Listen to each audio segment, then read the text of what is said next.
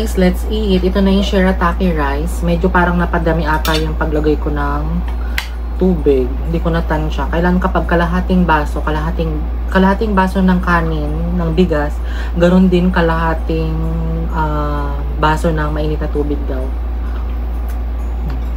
Kumbaga parang 1:1 siya. Okay naman to, trial and error. Nasang kanin.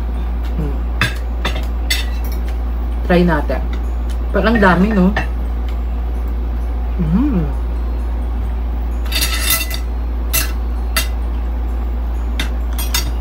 Hindi ko na pala kakainin yung talbos ng kamote. Bukas na lang. Nag-iwan ako na isang liempo or pork belly dyan.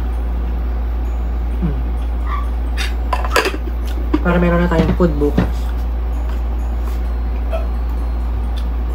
Pero baka magluto ako ng sayote.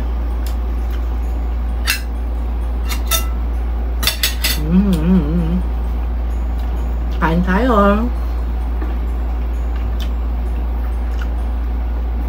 Init. Meron akong Right and Light peach flavor.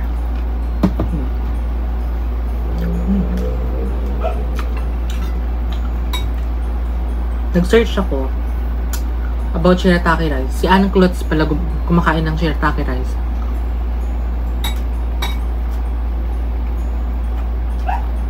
Nasa siyang kanin. Mahal nito guys, 300 isang kilo. Kaya kailangan kainin ko to. Pero parang hindi ako mag-araw-araw na ganito.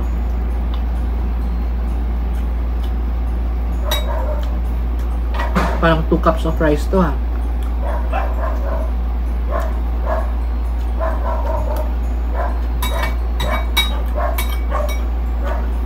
Nasa siyang kanin.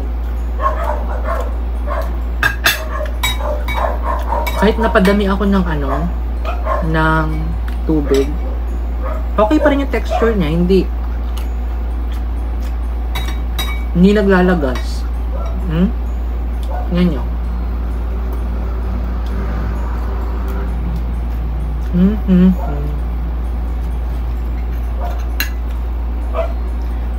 Perfect sa aking liempo. Ay hindi, pork belly pala to.